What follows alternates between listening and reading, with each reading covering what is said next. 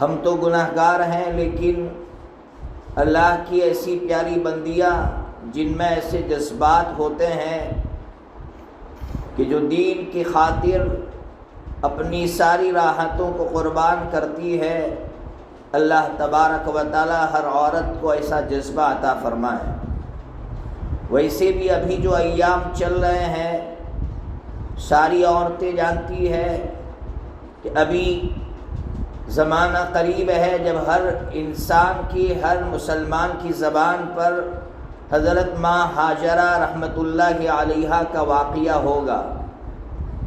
میں ہمیشہ اپنی ماؤں سے ایک بات کہتا ہوں کہ ہر ماں اپنے آپ سے یہ سوال کرے کہ حضرت ماں ہاجرہ رحمۃ اللہ علیہا نے یہ قربانی کیوں دی تھی؟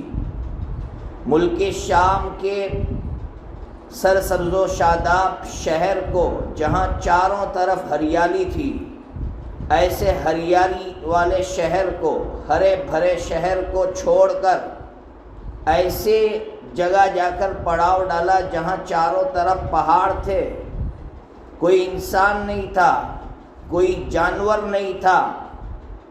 ایسی جگہ پڑاؤ کیوں ڈالا؟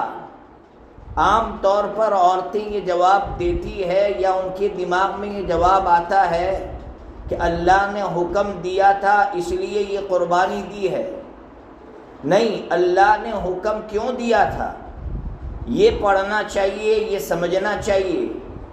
اللہ نے حکم اس لیے دیا تھا کہ اللہ تعالیٰ حضرت ابراہیم علیہ السلام سے یہ کہنا چاہتے تھے کہ اے میرے ابراہیم، میرا گھر جس کو ہم خانہ کعبہ کہتے ہیں، کعبۃ اللہ کہتے ہیں، یہ طوفان نوح میں، یعنی حضرت نوح علیہ السلام کی قوم پر جب طوفان آیا تھا تو اس وقت وہ گر گیا تھا، اس کی دیواریں گر گئی ہے، کچھ نشانیاں، کچھ علامتیں رہ گئی ہے۔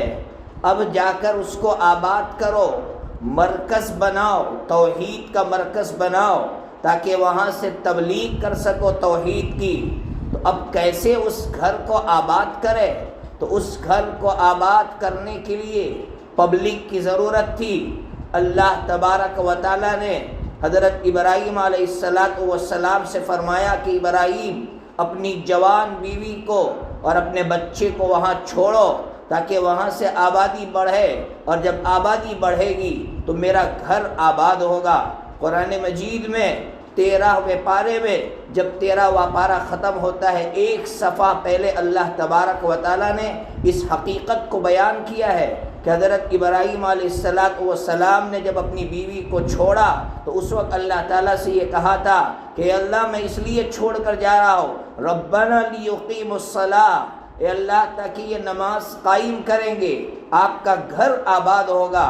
تو میری ماں، میری تمام مائیں سوچے کہ ایک عورت نے اتنی بڑی قربانی صرف اس لیے دی تھی کہ اللہ کا گھر آباد ہو۔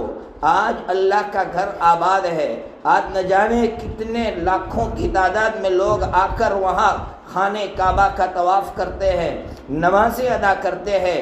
ان تمام عبادتوں کا ثواب ایک عورت کو پہنچ رہا ہے۔ میں اصل جو بات کرنے جا رہا ہوں وہ یہ کرنے جا رہا ہوں کہ ایک عورت اس لیے قربانی دیتی ہے تاکہ اللہ کا گھر آباد ہو، اللہ کے دین کو پھیلانے کا مرکز آباد ہو۔ آج ہمارے مدرسوں سے جو بچے پڑھ کر فارغ ہوتے ہیں، جو علماء ہیں، جو عالم بنتے ہیں، جو مولانا بنتے ہیں، ہم ان سے کہتے ہیں کہ بیٹا جاؤ فلاں جگہ پڑھانے کے لیے، تو ان کی طرف سے یہ جواب ملتا ہے کہ ہمارے گھر والے تیار نہیں ہیں۔ ہمارے گھر والے کہتے ہیں اگر قریب میں پڑھانے کی جگہ مل جائے تو ٹھیک ہے، ورنہ آپ کو کاروبار میں لگ جانا ہے۔ وہ بچہ جو ایک کام کا بچہ تھا، وہ بچہ جس کی ماں نے اس لیے قربانی دی تھی کہ میرا بچہ آگے جا کر دین کی قربانی، دین کو آباد کرے گا، دین کی خدمت کرے گا، دین کی محنت کرے گا، وہ بچہ صرف اس لیے محروم ہو جاتا ہے، اور نہ جانے اس کی وجہ سے کتنے لوگوں کو نقصان ہوتا ہے، صرف اس وجہ سے کہ گھر والے اس کا تعاون نہیں کر رہے ہیں کہ ہم تعاون کریں گے۔ اس کی بیوی کہے کہ میں تمہارے ساتھ، تم جہاں لے جاؤ گے میں رہوں گی، لیکن ایسے واقعات سننے کو نہیں ملتے۔ آج اس مجلس میں ہر عورت، چاہے اس کی نئی شادی ہو رہی ہو یا شادی ہو چکی ہو، وہ اپنے آپ سے یہ عہد کر لے اور یہ تیار کر لے کہ میں اپنے شوہر کے لیے معاون بنوں گی، مددگار بنوں گی۔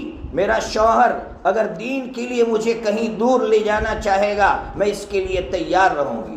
میں اپنے ماں باپ کو چھوڑوں گی، میں اپنی ساری راحتوں کو چھوڑوں گی۔ اگر حضرت ماں ہاجرہ رحمت اللہ علیہ اپنی ساری راحتوں کو چھوڑ سکتی ہے اور ایک مثال قائم کر سکتی ہے تو ہمارے لیے وہ نمونہ ہے۔ ہم اس نمونے کو سامنے رکھ کر اپنے اندر یہ جذبہ پیدا کریں۔ قربانی دینا ضروری ہے، قربانی کے بغیر دین آباد نہیں ہوگا۔ اس لیے مائیں اپنے بچیوں کا ذہن بنائیں، شادی سے پہلے ذہن بنائے کہ تمہارا شوہر اگر دین کی خاطر تمہیں دور لے جانا چاہے، تمہیں تیار رہنا چاہیے، تمہیں اس قربانی کے لیے اپنے آپ کو تیار رکھنا چاہیے۔ آج دور دراز علاقوں میں دین کی خدمت کے لیے ایسے افراد کی ضرورت ہے، اچھے افراد ہمارے پاس موجود ہے، لیکن وہ دین کی خاطر قربانی نہیں دے پا رہے، اور وجہ گھر والے تیار نہیں ہیں۔ بیوی کے بغیر وہ کب تک رہے گا دور؟ بیوی ساتھ دے گی تو وہ اپنا سب کچھ قربان کر سکتا ہے۔ اس لیے آج جتنی مائیں بیٹھی ہوئی ہیں اور جتنی بچیوں کے نکاح ہونے جا رہے ہیں یا جن کے ہو چکے ہیں، آج کی اس مجلس سے عہد کر کے اٹھے کہ دین کے کام کے لیے ہم اپنے شوہر کے معاون اور مددگار بنیں گے۔ یہ پہلا کام ہے جو ہر عورت کو کرنا ہے۔ قربانی دینا ضروری ہے۔ ام حبیبہ رضی اللہ تعالی عنہ کا واقعہ ماؤں نے پڑھا ہوگا، کتابوں میں پڑھا ہوگا یا کسی کی زبان سے سنا ہوگا کہ ام حبیبہ رضی اللہ تعالی عنہ، عورتوں کو معلوم ہونا چاہیے کہ ہمارے نبی پاک صلی اللہ تعالی علیہ وسلم کی پاک بیوی تھی، لیکن کس کی بیٹی تھی؟ ابو سفیان کی بیٹی تھی۔ ابو سفیان کون؟ اسلام کے کٹر دشمن تھے۔ کون سی ایسی جنگ ہے جس میں وہ سرخیل نہ ہو، قائد نہ ہو، جنہوں نے بڑا رول ادا نہ کیا ہو؟ اتنا سخت باپ، متعصب، تعصب پسند باپ۔ ماں کون؟ ہندہ، جس نے حضرت سیدنا حمزہ رضی اللہ تعالیٰ عنہ کے کلیجے کو چبانا چاہا، ان کی بیٹی۔ آپ اندازہ لگائیے جب ایمان لائی ہوگی کتنا ستایا گیا ہوگا اس بیٹی کو، اس بہن کو، اس ماں کو کتنا ستایا گیا ہوگا۔ پھر مزید اس پر جب حضرت نبی پاک صلی اللہ تعالیٰ علیہ وسلم نے کہا کہ ام حبیبہ تم اپنے شوہر کے ساتھ ہجرت کرو، ہجرت کر کے حبشہ چلی گئی۔ حبشہ گئی ہے، مورخین لکھتے ہیں حمل سے تھی، پیٹ سے تھی، اور اب آپ سوچئے کہ اس کا کوئی سہارا نہیں تھا۔ ام حبیبہ رضی اللہ تعالیٰ عنہ کا کوئی سہارا نہیں تھا۔ ماں باپ نان مسلم ہے، غیر مسلم ہے، کوئی سہارا نہیں ہے، اجنبیہ ہے، غریب الوطن ہے، پردیس میں جا کر بیٹھی ہے۔ ایک واحد سہارا شوہر ساتھ میں ہے، لیکن شوہر وہاں جا کر شراب میں دھت ہو جاتا ہے۔ شراب کی لت پہلے سے تھی، شراب یاد آتی ہے، شراب پیتے ہیں ان کے شوہر اور پھر مرتد ہو جاتے ہیں، ایمان چھوڑ دیتے ہیں، اور اسی حالت میں ان کے شوہر کا انتقال ہو جاتا ہے۔ بچے کی ولادت ہوئی ہوگی، مائیں جانتی ہے کہ جب بچیوں کی ولادت ہوتی ہے، جب ڈیلیوری کا مسئلہ آتا ہے، کتنا نازک مسئلہ ہے۔ ام حبیبہ رضی اللہ تعالیٰ عنہ نے اللہ کی خاطر کیسی قربانی دی ہوگی کہ جب اس قربانی کو حضرت نبی پاک صلی اللہ تعالیٰ علیہ وسلم نے سنا تو آقا نے کہا کہ میرا پیغام پہنچا دو نکاح کا۔ حضرت نبی پاک صلی اللہ تعالیٰ علیہ وسلم نے ام حبیبہ رضی اللہ تعالیٰ عنہ سے اس لیے نکاح کیا۔ اتنی بڑی قربانی ام حبیبہ رضی اللہ تعالیٰ عنہ دے رہی ہے، پردیس میں جا کر دے رہی ہے، صرف اس لیے نا کہ اللہ کا گھر، اللہ کا دین آباد ہوگا۔ اس لیے قربانی دینا ضروری ہے۔ اس وقت ہر ماں اپنی بیٹی کا ذہن قربانی والا بنائے، راحت والا نہ بنائے۔ مائیں اگر اپنی بیٹی کو ٹرین کرے گی، تیار کرے گی، ان کی تربیت اسی انداز سے کرے گی تو بچیاں پہلے سے تیار رہے گی، اور اگر مائیں ہی ذہن میں ڈال دے گی کہ تمہیں ہمیں چھوڑ کر نہیں جانا ہے تو پھر آگے کچھ نہیں ہو سکتا ہے۔